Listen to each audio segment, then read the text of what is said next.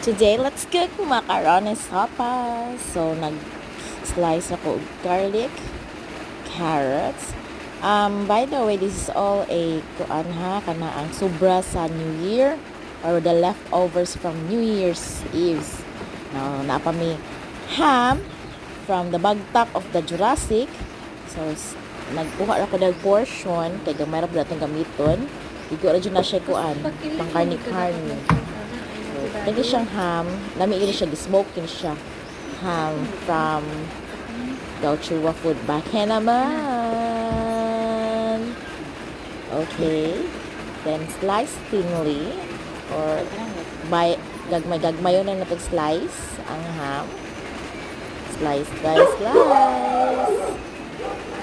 After slicing, so nag-eat ako og margarine. Pwede po kag magamit og butter. So karon kay gipit-gipit.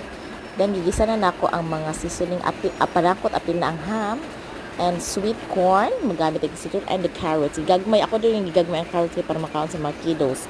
Then ako nagisagol ang macaroni and water. So pagpabukal ana, nag-wait lang ko pila ka minutes para mabukal. Nagbutan ako og seasoning.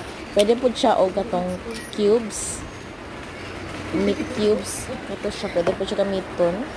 Salt and pepper lang dyan akong gamit. Nagbutang na po ko og kuan. Kana ang sliced mushrooms. Nagbutang sad ko og milk.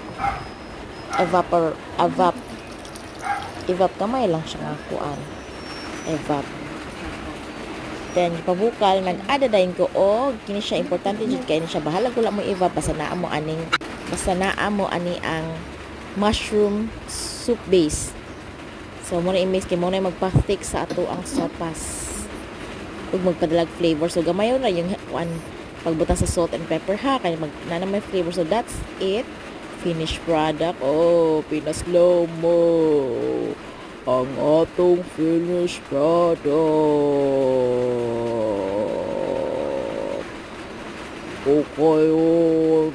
So, thick na kayo na siya ha. Oh, lami na kayo na do. Lami na kayo ting ulan. Ting tugnaw. O, cravings lang ka. Lami na kayo na oh. Oh. Mura nag-Jollibee. Ay, sorry. So, test. Okay, o sa maingon nimo, okay na kayo. Another